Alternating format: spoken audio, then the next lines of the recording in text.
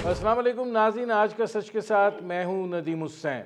आज Islamabad high court के division bench ने मियां नवाज शरीफ को अल अज़ीज़िया रेफरेंस केस से भी बरी कर दिया। नैब जो है वो शायद देने में नाकाम रहा, और जब उनसे सवाल किया गया कि क्या आपके पास स्टील मिल की मलकियत के हवाले से नवाज शरीफ के ख़िलाफ़ कोई सबूत मौजूद है, तो जवाब ये आया कि ये JIT के सरबराह वाजिद ज़िया साहब का मफरूज़ा था कि वो इसके मालिक हैं। तो कोर्ट ने कहा कि मफरूज़ों पर तो फिर सज़ा नहीं दी जा सकती, लिहाजा ये कुछ महदूद वक्त की कार्रवाई थी, और उसके बाद नवाज शरीफ साहब जो हैं वो अल अज़ीज़िया रेफरेंस केस से भी बरी हुए, और अब उनके ऊपर कोई अदालती कदगन जो है वो बाकी नहीं है, और इससे उनका रास्ता जो है वो हमवार हो गया है आइंदा के इंतखाबात को लड़ने के हवाले से। लेकिन जो 5 साल की नाअहली या मुस्तकिल नाअहली का ताहयात नाअहली का मामला है, वो अभी तक उस पर बहस का सिलसिला जो है वो जारी है, क्योंकि ये बात कही जा रही है कि एक सिंपल कानून साजी जो है वो सुप्रीम कोर्ट के फ़ैसले पर असरअंदाज नहीं हो सकती है, और उनकी जो नाअहली है वो ताहयात है। लेकिन ये बात कही जाती है कि अब चूँकि वो तमाम मुकदमात से बरी हो चुके हैं, तो जो सिंपल जो कानून साजी की गई है वही प्रवेल करेगी, और अब उनके ऊपर ये तलवार भी नहीं लटक रही कि उनके जो कागजात हैं वो कोई मुस्तरद हो सकते हैं, या उसमें कोई पेचीदगियाँ जो हैं वो पैदा हो सकती हैं। दूसरी जानिब आज सुप्रीम कोर्ट ऑफ पाकिस्तान में जुल्फ़िकार अली भुट्टो फांसी रेफरेंस पर जो है उसका भी समाअत जो है उसका आगाज़ हो गया है। चीफ जस्टिस काजी फ़ाइज़ ईसा की सरबराही में 9 रुकनी लार्जर बेंच जो है वो इसकी समाअत कर रहा है। इस बेंच में justice Tariq Masood, justice Mansoor Ali Shah, justice Yahya Afridi, justice Aminuddin Khan, justice Jamal Khan Mandokhel, justice Mohammad Ali Mazhar, justice Hasan Azhar Rizvi और जस्टिस मुसर्रत हिलाली शामिल हैं। आज जो है वो ज़ाहिर है इब्तदाई कार्रवाई हुई, लेकिन इसमें जस्टिस मंसूर अली शाह जो हैं उन्होंने बड़े बुनियादी सवालात जो हैं वो उठा दिए। उन्होंने कहा कि सुप्रीम कोर्ट भुट्टो केस में फ़ैसला सुना चुकी है और नज़र-ए-सानी भी खारिज कर चुकी है, केस को दोबारा कैसे देख सकते हैं। सुप्रीम कोर्ट दूसरी नज़र-ए-सानी नहीं सुन सकती, एक मामला ख़त्म हो चुका है। अदालत को ये तो बताएं कि इस केस में कानूनी सवाल क्या है। फ़ैसला बुरा था तो भी सुप्रीम कोर्ट का फ़ैसला हतमी है, बदला नहीं जा सकता। ये आइनी सवालात हैं जिनका जवाब ज़रूरी है। ज़ाहिर है आज अदालत ने जो है वो अपने मुआवनीन के तकर्रुर के हवाले से भी जो है वो बात की, और इसमें आइनी और फ़ौजदारी जो सिलसिला है उसके माहिरीन जो हैं उनको मुआवनत के लिए कहा जाएगा। इस हवाले से ये बात भी कही गई कि इस रेफरेंस की समाअत जो है वो जनवरी तक ले जाई जाएगी, और उसके बाद रोज़ाना की बुनियाद पर समाअत होगी, और उसमें फिर कोई वक्फ़ा जो है वो नहीं दिया जाएगा।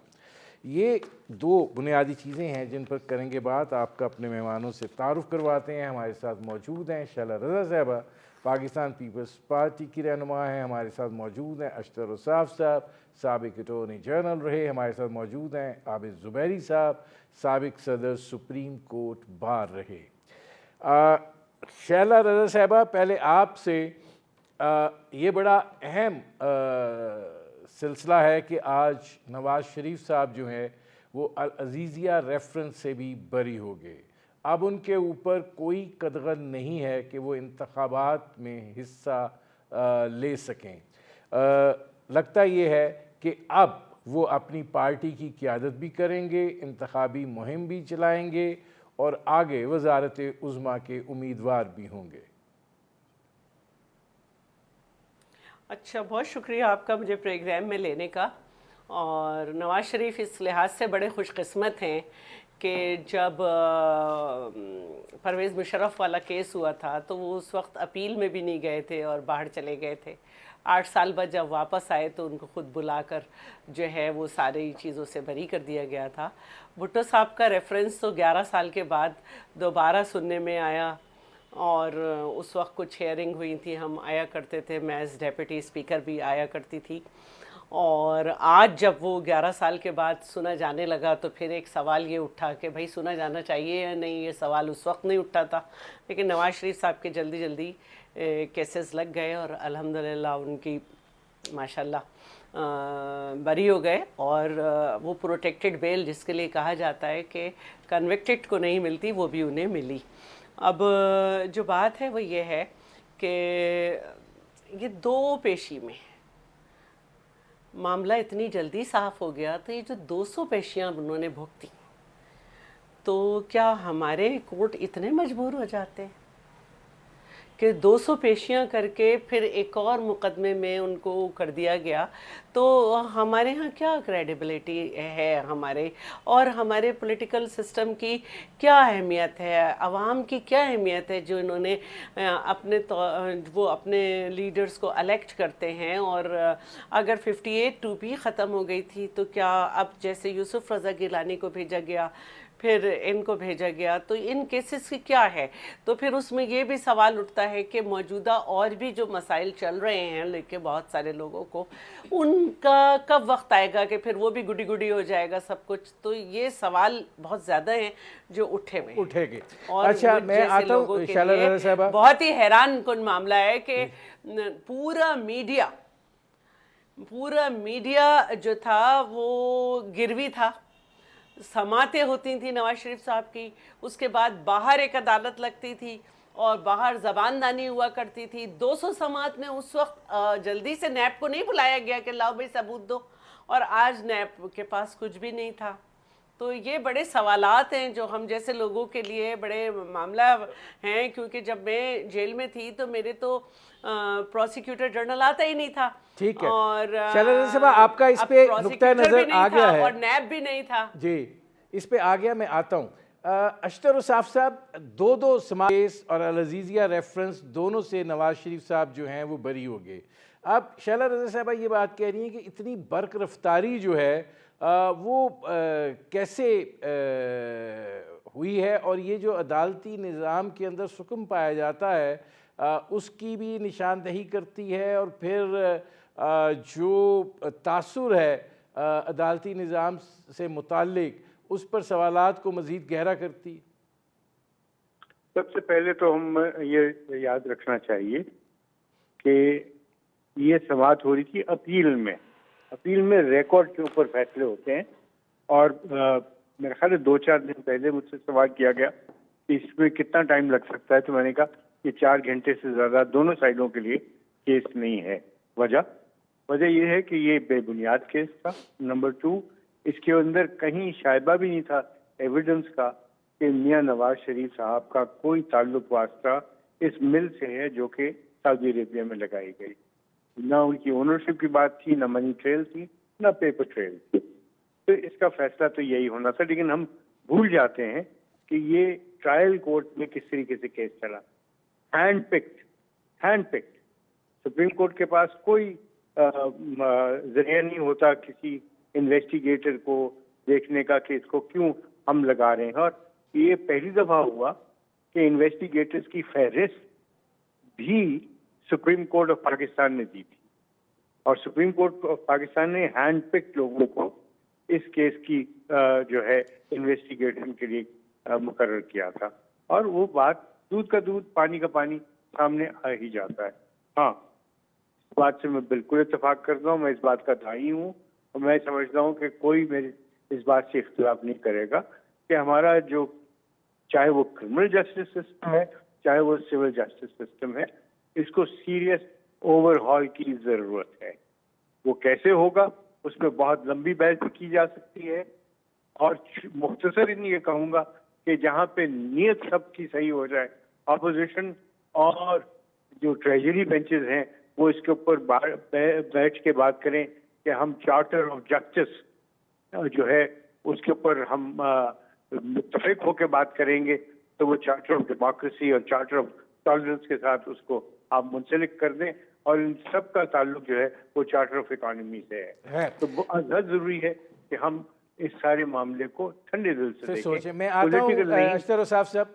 اب عابد زبیری صاحب یہ فرمائیے گا کہ جو بات اشتر اوصاف صاحب کر رہے ہیں، آپ سمجھتے ہیں کہ مسئلہ جانبداری کا ہے کہ ایک پولیٹیکل انجینئرنگ کی گئی اور نواز شریف کے خلاف یہ مقدمات جو تھے یہ اس پولیٹیکل انجینئرنگ کا نتیجہ تھے جس کے تحت نیب کو استعمال کیا گیا اور سپریم کورٹ جو ہے وہ ذریعہ بنی، تاریخ میں پہلی دفعہ مانیٹرنگ جج لگے، واٹس ایپ کے اوپر JITs بنی، پھر مقدمات بنے، حالات بدلے تو صورتحال بدل گئی؟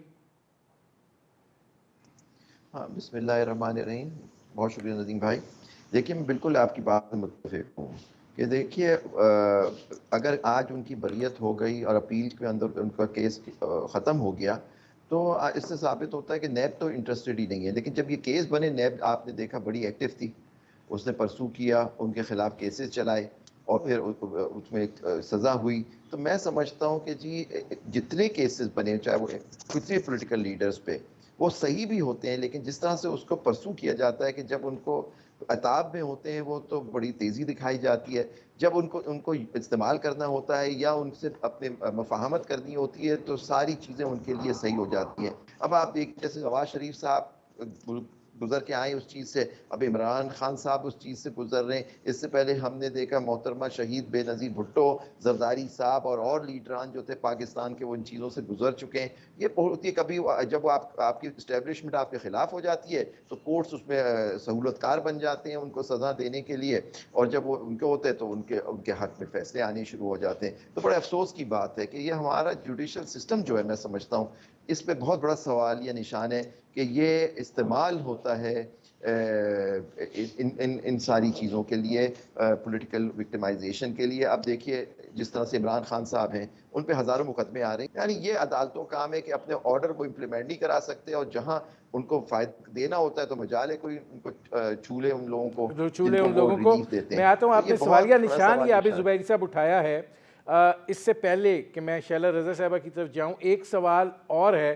عابد زبیری صاحب آپ سے شروع کرتا ہوں، پھر اس پہ اشتر اوصاف صاحب سے رائے لیتے ہیں اور پھر شیلا رضا صاحبہ کی بات سنتے ہیں. یہ فرمائیے گا کہ میاں نواز شریف صاحب کو نااہلی کا بھی سامنا ہے. ظاہر ہے ایک قانون سازی سمپل طریقے سے کی گئی ہے، تو کیا وہ قانون سازی سمپل طریقے سے کی گئی سپریم کورٹ کا جو فیصلہ ہے اس کے اوپر پرویل کر سکتی ہے؟ اب یہ ایک نئی بحث جو ہے وہ ہے.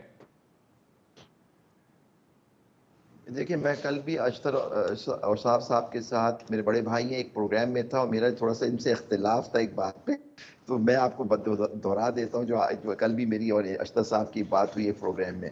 تو دیکھیں میرا اس میں ایک ویو یہ ہے کہ دیکھیں سپریم کورٹ نے انٹرپریٹیشن دی ہے، کوئی عام ایکٹ نہیں ہے پارلیمنٹ کا جس کے اندر وہ بات کر رہے ہیں، جو ایک مثال دی تھی کل اشتر صاحب نے، شاید آج بھی دیں.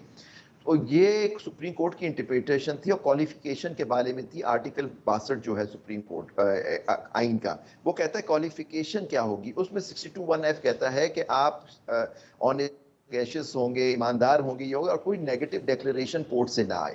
سپریم کورٹ نے بہت سارے کیس، سے نواز شریف صاحب کا کیس نہیں، اس کے علاوہ بھی کیسز ہیں، اس میں کہا ہے کہ 62(1)(f) میں اگر کوئی ڈیکلیریشن کورٹ کا وہ چل رہا ہے، جب تک وہ رہتا ہے تو یہ ڈسکوالیفیکیشن رہے گی اور تاحیات رہے گی. کیونکہ آپ دیکھیں پاناما کے کیس میں ان کے اوپر ایک ڈسکوالیفیکیشن ہے اور اس کے ریویو بھی ڈسمس ہو گیا، جہاں تک شاید اشتر صاحب صحیح بتا سکیں، لیکن مجھے لگتا ہے ریویو بھی اس کا ختم ہو گیا تھا، کوئی پروسیڈنگ نہیں ان کی وہ ڈسکوالیفیکیشن.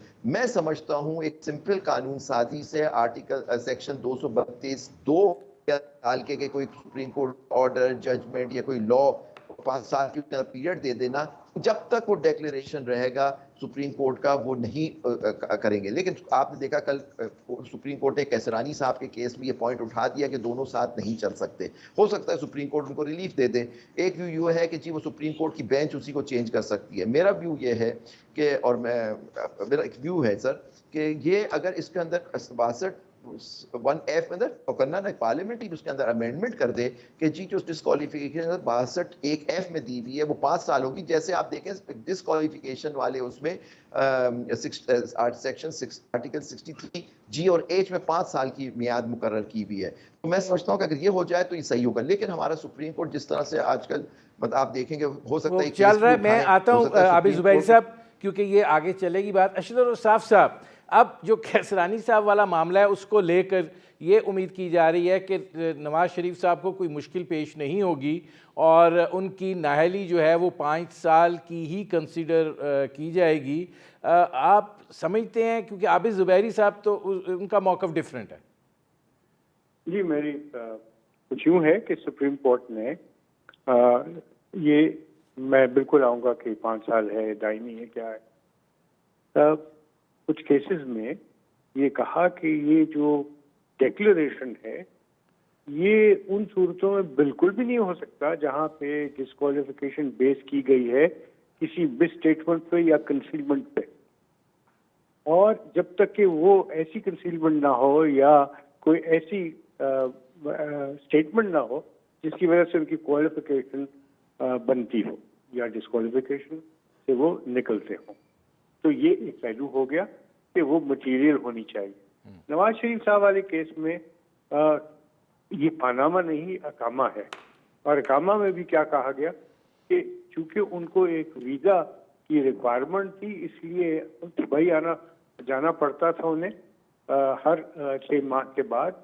تو یہ ایک کمپنی جو ان کے بیٹے اون کرتے تھے اس کے اندر ان کو شو کیا گیا کہ وہ اس کے اندر چیئرمین ہے آف دا گروپ، اور اس کی تنخواہ انہوں نے لی. اور سپریم کورٹ نے کہا کہ لازم تھا، بلیکس لا ڈکشنری اٹھا کے کہا کہ لازم تھا کہ وہ اس کو ڈکلیئر کرتے، اور چونکہ ڈکلیئر نہیں کیا اس لیے وہ ڈسکوالیفائڈ ہے. اچھا اب ڈسکوالیفائڈ ہیں، کوالیفیکیشن اور ڈسکوالیفیکیشن جو ہیں ان کو ملا کے پڑھا جا رہا ہے. کوالیفیکیشن کا جتنے بھی ساری چیزیں لکھی ہوئی ہیں آئین میں کہیں پہ بھی ان کی ٹائم پیریڈ نہیں ہے کہ اگر یہ ٹائم گزر جائے تو پھر وہ، لیکن وہ سپریم کورٹ نے اپنے فیصلے میں تشریح کر بھی دی نا اشتر صاحب صاحب. جی میں کہہ رہا ہوں کہ انہوں نے اپنے فیصلے میں یہ لکھا اور آپ پڑھ لیجئے گا اسے کہ یہاں پہ کوئی معین مدت نہیں ہے تو سمجھا جائے گا کہ وہ دائمی ہے. اب پارلیمنٹ نے اس کی مدت کو معین کر دیا. جب وہ معین کر دیا تو پھر وہ ایفیکٹ جو تھا ججمنٹ کا وہ which was based on this کہ جی چونکہ وہ معین نہیں ہے اس لیے دائمی ہوگی تو وہ ختم ہو گیا. میں آتا ہوں اشتر صاحب سے، مجھے ایک بریک لینا پڑ رہا ہے. ناظرین ہماری گفتگو جاری ہے، وقت ہوا ایک مختصر سے کمرشل بریک کا، ملتے ہیں اس وقفے کے بعد. فرما دیجئے کہ آپ کو کیا محسوس ہو رہا ہے کہ نواز شریف صاحب کے ساتھ کوئی غیر معمولی رعایت برتی جا رہی ہے یا آپ کو لگتا ہے کہ نہیں ان کے ساتھ انصاف ہوا ہے؟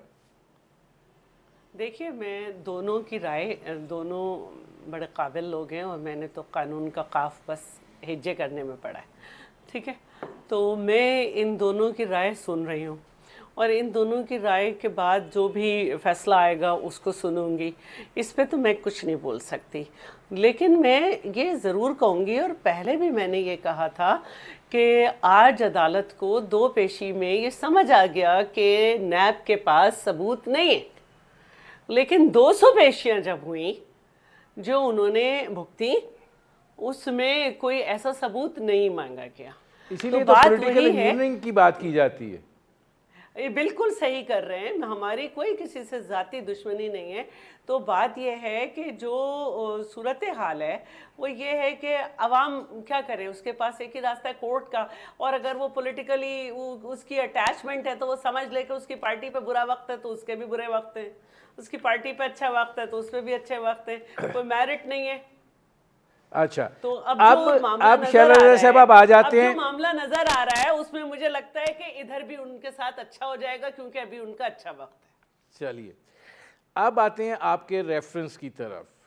ٹھیک ہے جی، 2012 میں آخری دفعہ سنا گیا اور اب جو ہے ایک مرتبہ پھر اس کی سنوائی جو ہے وہ ہو رہی ہے. اب اس میں آپ کو کیا لگتا ہے کہ آج جسٹس منصور علی شاہ نے کچھ ویلڈ سوال اٹھائے کہ بھئی ایک فیصلہ ہو چکا، اچھا تھا، برا تھا، غلط تھا، صحیح تھا، وہ ہو چکا، کیسے چھیڑیں؟ کوئی قانونی نقطہ تو بتائیں نا. دیکھیں یہاں پہ میں پھر خاموش ہوں، یہاں پہ میں نہیں بول سکتی، لیکن بس مجھے یہ معلوم ہے کہ میرے قائد کا مقدمہ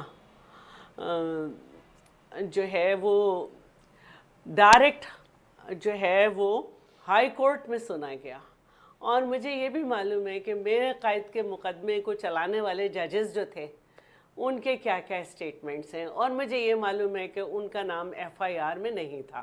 ایک عام آدمی جو ہے وہ اسی طرح کی گفتگو کرتا ہے، اور اب جو کچھ ڈیسائیڈ ہونا ہے وہ تو قانون نے ڈیسائیڈ کرنا ہے، لیکن میرے لیے کتنا بھی بڑا نیگیٹو فیصلہ آ جائے بھٹو صاحب کا جوڈیشل مرڈر ہی رہے گا۔ اچھا، اب اشتر اوصاف صاحب یہ فرمائیے گا کہ آپ کو کیا لگتا ہے جنوری کے بعد روزانہ کی بنیاد پر سماعت ہوگی، یہ کیس جو ہے اس کو لے کے آگے بڑھا جا سکتا ہے، اور پھر جو پیپلز پارٹی تقاضا کر رہی ہے کہ بھٹو صاحب کا تسلیم کیا جائے کہ یہ ایک جوڈیشل مرڈر تھا، وہ ان کا وہ جو صورتحال ہے اس کو تبدیل کیا جائے، اس پر آگے بڑھا جائے گا؟ دیکھیے، لیگلی اور آئین کے مطابق تو جو ریفرنسز ہوتے ہیں وہ اوپینین لی جاتی ہے سپریم کورٹ کی ایسے سوالات کے اوپر جو کہ عوامی اہمیت کے ہوں۔ میں بالکل مانتا ہوں اس بات کو کہ یہ ٹریورسٹی آف جسٹس کا معاملہ ہے، بالکل غلط فیصلہ تھا ہائی کورٹ کا بھی، اور جس طریقے سے سپریم کورٹ میں یہ معاملہ چلا وہ بھی کوئی قابل تقلید نہیں، کیونکہ آپ دیکھیں کہ سپریم کورٹ کے اس فیصلے کو کبھی بھی نظیر کے طور پہ یعنی پریسیڈنٹ کے طور پہ نہیں تسلیم کیا گیا۔ اچھا، اس میں اشتر اوصاف صاحب ایک سیکنڈ، صدارتی ریفرنس جو ہے اس میں جو سوال پوچھے گئے ہیں میں ذرا جلدی سے آپ کو وہ بتاتا ہوں تاکہ آسانی سے آپ اس کو یہ بتا سکیں کہ کیا ہے۔ ایک پہلا سوال یہ ہے کہ ذوالفقار علی بھٹو کے قتل کا ٹرائل آئین میں درج بنیادی انسانی حقوق کے مطابق تھا؟ دوسرا سوال یہ ہے کہ کیا ذوالفقار علی بھٹو کو پھانسی کی سزا دینے کا سپریم کورٹ کا فیصلہ عدالتی نظیر کے طور پر سپریم کورٹ اور تمام ہائی کورٹس پر آرٹیکل 189 کے تحت لاگو ہوگا؟ اگر نہیں تو اس فیصلے کے نتائج کیا ہوں گے؟ تیسرا سوال یہ ہے کہ کیا ذوالفقار علی بھٹو کو سزائے موت سنانا منصفانہ فیصلہ تھا؟ کیا ذوالفقار علی بھٹو کو سزائے موت سنانے کا فیصلہ جانبدار نہیں تھا؟ اور چوتھا سوال ہے کیا ذوالفقار علی بھٹو کو سنائی جانے والی سزائے موت قرآنی احکامات کی روشنی میں درست ہے؟ اور آخری سوال، کیا ذوالفقار علی بھٹو کے خلاف دیے گئے ثبوت اور گواہان کے بیانات ان کو سزا سنانے کے لیے کافی تھے؟ اس کا مطلب ہے کہ کچھ مینٹین کروایا جا رہا ہے۔ حضرت معذرت کے ساتھ یہ سوالات جتنے بھی کوائن کیے گئے ہیں یہ ذاتی یعنی ایک شخص کے بارے میں سوالات ہیں، عوامی اہمیت کا کوئی سوال ان میں سے نہیں نکلتا، پہلی بات ہو گئی۔ دوسری بات یہ کہ سبھی سیاسی اور جوڈیشل ہسٹری کے سوالات ہیں، ان میں کوئی بھی آئین کی تشریح سے متعلق نہیں ہے۔ اور تیسرا یہ کہ جب ایک ججمنٹ سپریم کورٹ کی آ چکی ہو اور جس پہ ریویو بھی آ چکا ہو، وہ جو ہے اس کو آپ اوپینین کے ذریعے اپسیٹ نہیں کر سکتے۔ یہ موقف ہے، مجھے یقین ہے کہ یہ جو باتیں میں نے کی ہیں اس سے کوئی اختلاف نہیں ہوگا۔ میں آتا ہوں اشتر اوصاف صاحب۔ اب عابد زبیری صاحب یہ فرمائے گا کہ انہوں نے یہ بھی کہا کہ سپریم کورٹ بار بھی اس حوالے سے کوئی وکیل اس کیس میں رکھنا چاہتی ہے، رکھے۔ آپ کیا اس کو کیسے دیکھ رہے ہیں؟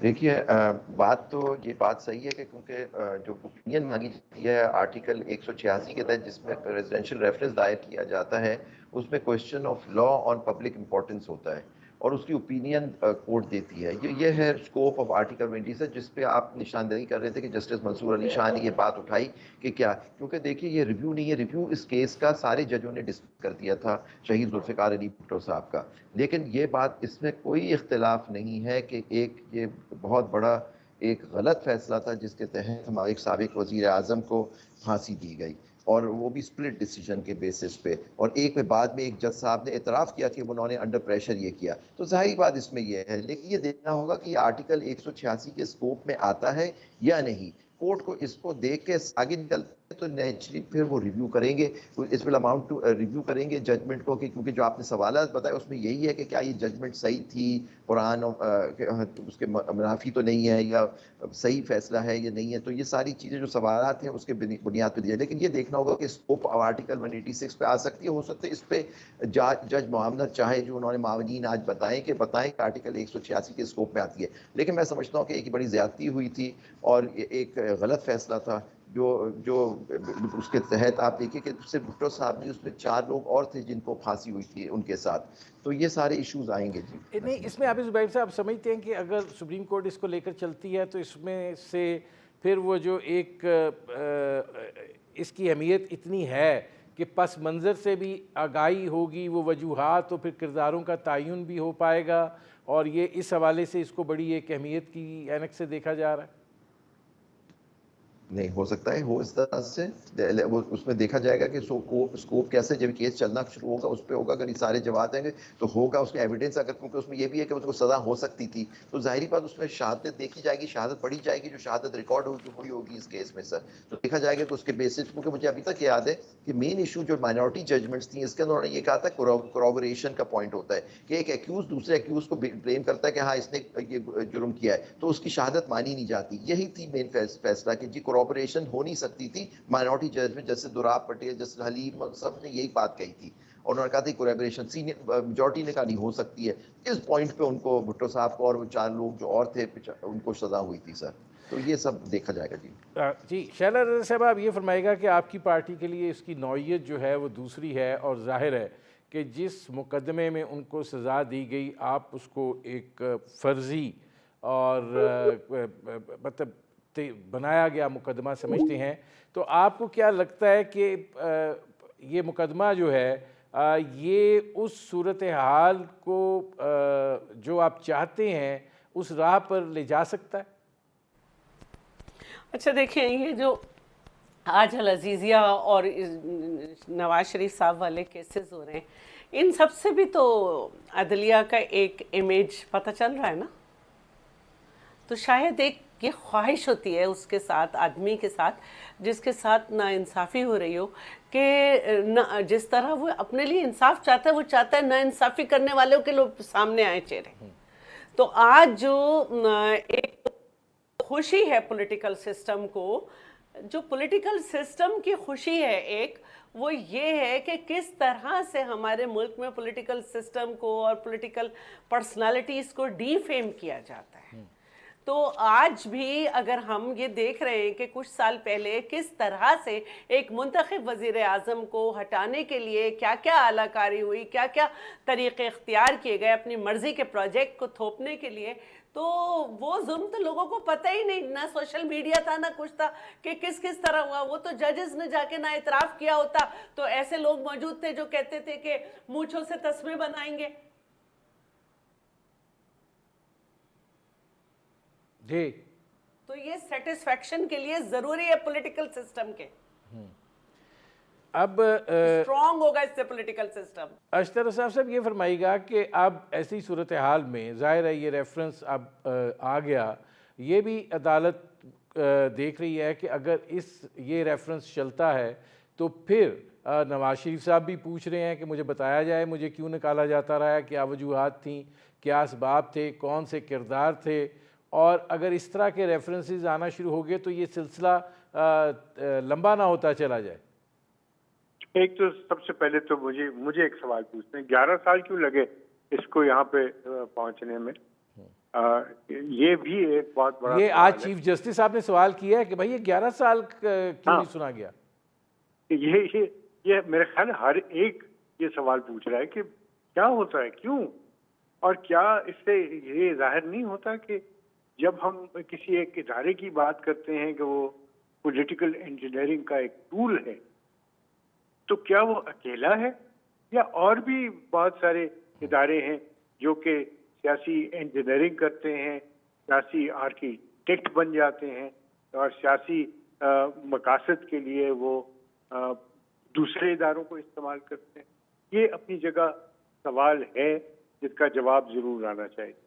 لیکن عابد زبیری صاحب نے بالکل ٹھیک کہا کہ پہلے تو ہمیں یہ ڈٹرمن کرنا ہے کہ کیا ये आइन में दिए हुए पैरामीटर्स के ऊपर रेफरेंस जो है वो पूरा उतरता है या नहीं।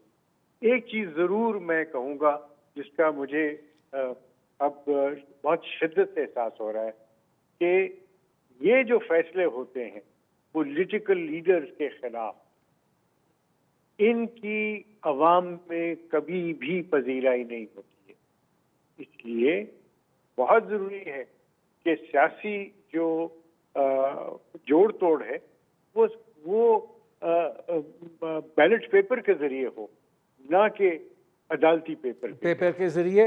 मेरे पास थोड़ा टाइम रह गया। शहला रज़ा साहब, बिलावल भुट्टो साहब तो आज बहुत पुरुमीद दिखाई दे रहे थे और वो समझते हैं कि ये जो रेफरेंस है इसके नतीजे में मामला जो है वो सियासी पुख्तगी की तरफ जाएगा। आप का क्या ख्याल है? मैं अशतर औसाफ साहब के सवाल को जो उन्होंने कहा है कि अब क्यों सुना गया, शायद ये 2 रेफरेंस सुनने थे तो इसकी भी बारी आ गई और फिर इस पे सवाल आ गए, जबकि एक दफ़ा सुना जाता रहा है। लेकिन उम्मीद तो रखनी चाहिए ना, पेवस्ता रहे शजर से उम्मीद बहार रख।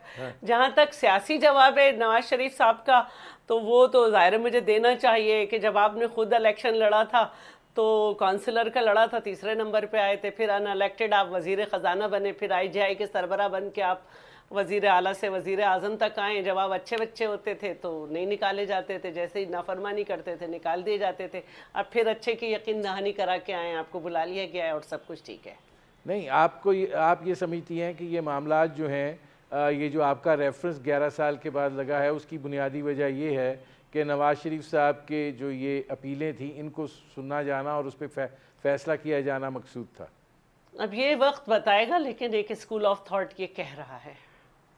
ठीक है, बहुत शुक्रिया शहला रज़ा साहबा, बहुत शुक्रिया अशतर औसाफ साहब, बहुत शुक्रिया आबिद ज़ुबैरी साहब। नाज़रीन, आपने हमारे पैनल के शुरका की गुफ्तगू सुनी। वक्त हुआ है मुख्तसर से कमर्शियल ब्रेक का।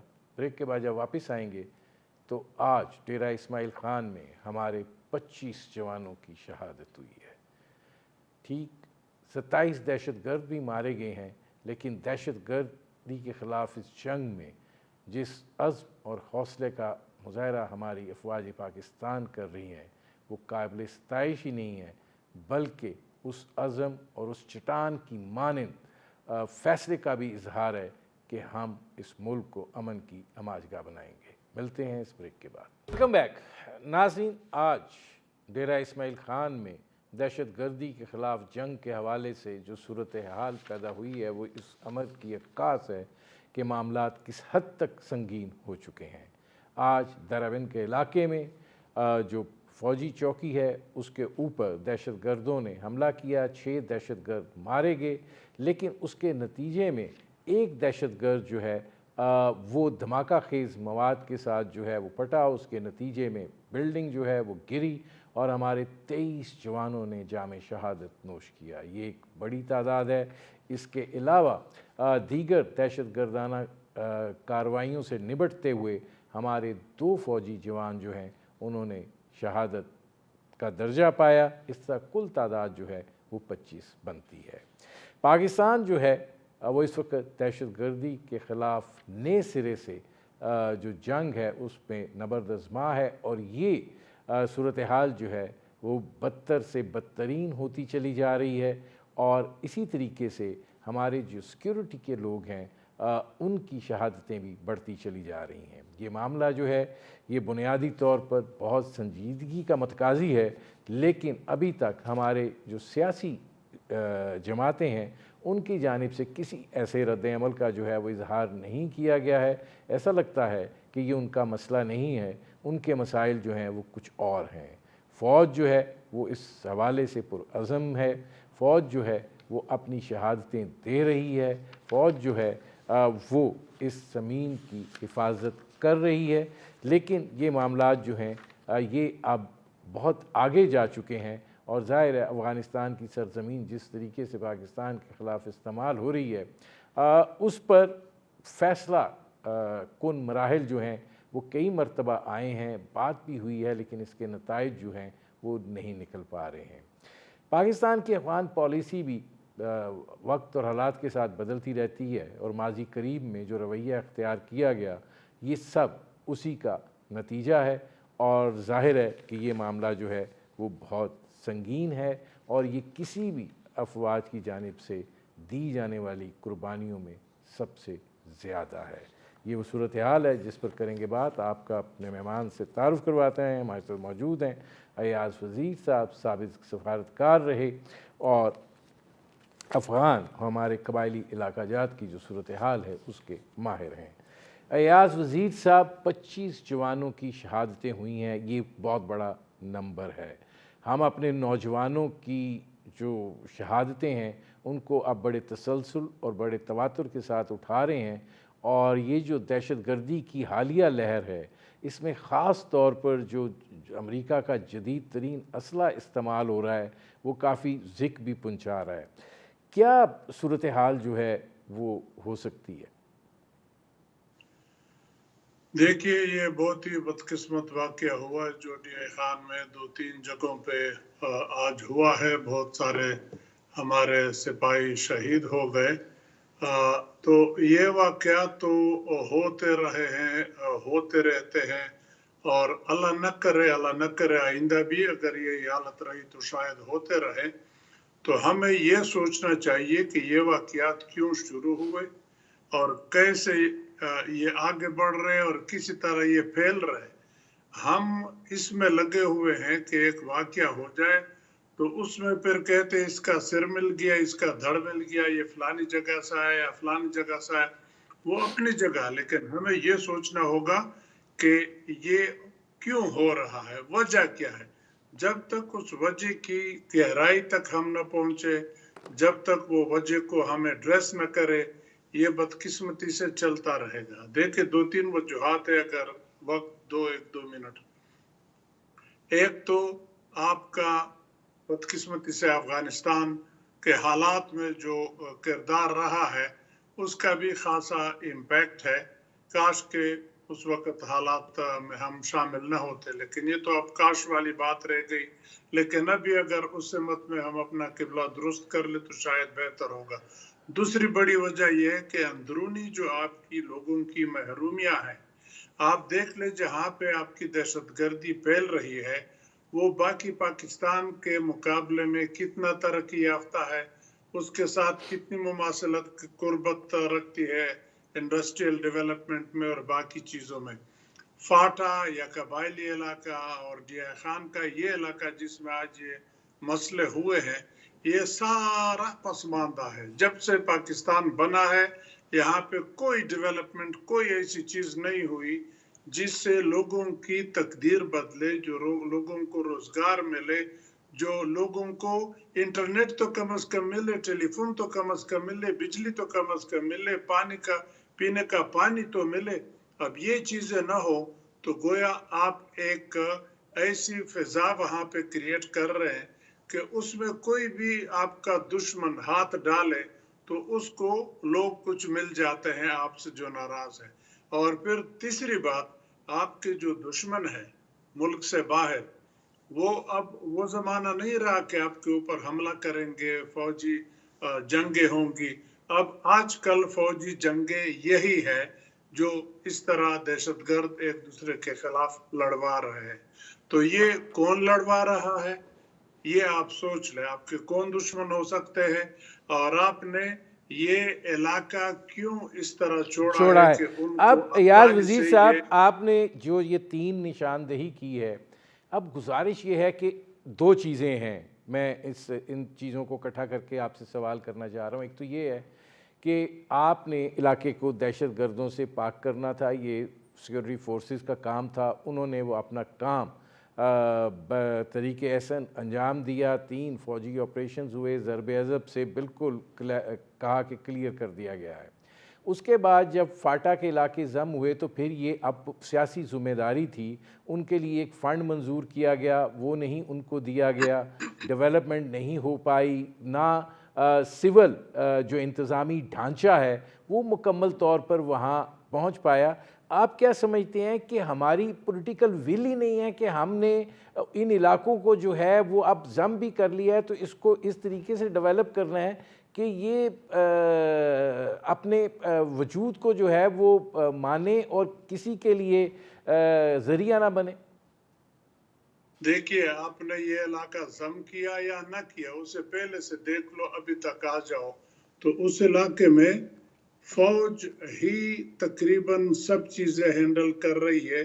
سول والے جو افسر ہیں وہ فوج کی طرف دیکھتے ہیں، فوج جو حکم دیتی ہے جس طرح گائیڈ کرتے ہیں وہ اس طرح کرتے ہیں. یا دوسرے الفاظ میں فاٹا کے اندر یا اس پسماندہ علاقے میں سول حکومت بہت ہی کمزور ہے، یا سرے سے اگر میں کہوں کہ ہے ہی نہیں تو غلط نہیں ہوگا. آپ اس سے اندازہ لگا لیں کہ جب آپ نے مرج کر لیا، میرا خیال ہے 2017-18 میں مرج ہوا ہے، 3-4 سال ہو گئے، کسی ایک ٹرائبل ڈسٹرکٹ میں کوئی بڑا سیاسی لیڈر گیا ہے؟ نواز شریف گئے ہیں، شہباز شریف گئے ہیں، زرداری صاحب گئے ہیں، بلال صاحب گئے ہیں، عمران صاحب گئے ہیں. ہاں جب حکومت میں ہوتے ہیں تو ایسے وزیر اعظم چلے جاتے ہیں سیکیورٹی کے تحت، لیکن ان کی اپنی پولیٹیکل پارٹیز ہیں، ان کو ایڈریس کرنے، پبلک جلسے کرنے، پالیٹکس وہاں چلانے. کوئی اگر گیا ہو تو مجھے بتا دے، یا کوئی بہت بڑی پروجیکٹ اکنامک ڈیولپمنٹ کی وہاں شروع کی ہو تو آپ مجھے بتا دیں. صرف فوج کی یہ ذمہ داری تو نہیں ہے کہ وہ لوگوں کو بھی مارے اور آپ کو بھی ڈیولپ کرے. فوج کے شانہ بشانہ فوج، بلکہ آپ کا ایک زبردست قوت، ایک زبردست ہاتھ ہے. باقی اس میں جتنی ایاز وزیر صاحب، میرا آپ سے حکومت کی یہی ہے، سوال تھا کہ پولیٹیکل ول جو ہے وہ لیک کرتی ہے، آپ فنڈز طے کرتے ہیں، آپ وہ نہیں دیتے ہیں، یہ سب سیاسی فیصلے ہیں. جب فنڈز آپ پرووائڈ نہیں کریں گے تو انتظامی ڈھانچہ زمین پر کیسے آئے گا؟ تو یہ پولیٹیکل ول کی کمزوری جو ہے یہ کیوں ہے؟ مطلب کیا آپ کو وجہ دکھائی دیتی ہے؟ دیکھیے میں کہتے پچھلے 12-14 بلکہ 20 سال اب ہو رہے ہیں، یہ کہتے تک کیا کہ اس علاقے کے لوگوں کو اس علاقے کے فیصلے، خواہ وہ پولیٹیکل ہو، خواہ وہ اقتصادی ہو، خواہ وہ سیکیورٹی کے لحاظ سے ہو، ان لوگوں کو اس میں شامل کر لو، اس کو سٹیک ہولڈر بنا لو اپنے علاقے کے سلسلے کو چلانے کے لیے. آپ ان لوگوں کو شامل نہیں کرتے، آپ باہر سے فیصلے کرتے ہیں، باہر سے افسر لاتے ہیں، وہاں پہ کارروائی کرتے ہیں. باہر کے افسر ان کے لوکل جو مجبوریاں ہیں یا جو ریزرویشن ہے ان کو تو وہ نہیں جانتے. ایک فوجی افسر آتا ہے یا ڈپٹی کمشنر آتا ہے، وہ دور علاقے سے آتے ہیں، ان لوگوں کے مصیبتوں سے کیا پتا، ان کو ہسٹری کا نہیں پتا، ان کے وہاں محرومیت کا نہیں پتا، وہ تو جو حکم ملتا ہے وہ چلاتا ہے. کاش کہ لوکل لوگ بھی اس میں شامل کر ہوتے. لیتے. اس میں ایاز وزیر صاحب میرے پاس آخری 1.5 منٹ ہے، یہ فرما دیجئے کہ افغانستان کو کیسے قائل کیا جا سکتا ہے کہ بھائی جان آپ کچھ بندوبست کرو، ہم یہ بڑا اب سنگین معاملہ ہوتا جا رہا ہے، کوئی وہ 1.5 لاکھ کی فوج تیار ہوئی تھی، وہ پتہ نہیں کہاں تحلیل ہو گئی، وہ اسلحہ جو ہے سارے کا سارا دہشت گردوں کے ہتھے چڑھ گیا، وہ جو زمین ہے سیف ہیونز ہیں وہاں پر ہیں. کیسے یہ کیا جا سکتا ہے؟ دیکھیے دونوں حکومتوں کی غلطیاں ہیں، افغانستان کی بھی غلطیاں ہیں اور ہماری بھی غلطیاں ہیں. کاش کہ یہ دونوں حکومتیں اپنی غلطیاں مان لے، وہ جانتے ہیں کہاں غلطیاں ہیں، اپنی غلطیاں مان لے اور اسے پیچھے ہٹ جائے، وہ غلطیاں آئندہ نہ دہرائے تو قصہ ختم ہے.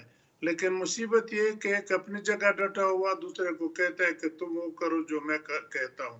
اس طرح حالات نہیں چلتے. آپ افغانستان کو، میں ہمیشہ کہتا رہا ہوں کہ ایک ساورن اور انڈیپینڈنٹ سٹیٹ کی طرح ہینڈل کر لے تو تب آپ کا کام چلے گا. اس طرح نہیں چلے گا کہ آپ دھمکی دے لیتے ہیں کہ اگر یہ نہ کیا تو ہم آپ کے ساتھ یہ کر لیں گے. آپ کے باقی ممالک بھی پڑوس میں ہے، آپ ان کے ساتھ ایسے ڈیل نہیں کر سکتے. تو افغانستان بھی ایک ملک ہے، انڈیپینڈنٹ ہے، اس کو بھی دوسرے ملکوں کی طرح ہینڈل کر لے، ان کو اپنے حالات چلانے دے. ہاں جو اختلافات ہیں ان کا ایک طریقہ ہے، حکومتوں کے درمیان راستہ ہوتا ہے، وہ حل ہو سکتے ہیں اور ان کو اس طریقے سے کیا جانا چاہیے. میرے پروگرام کا وقت ختم ہو رہا ہے. بہت شکریہ ایاز وزیر صاحب. ناظرین یہ تھے ایاز وزیر، ان کی آپ نے گفتگو سنی. اب تک کے لیے اتنا ہی، اجازت دیجیے. اللہ حافظ.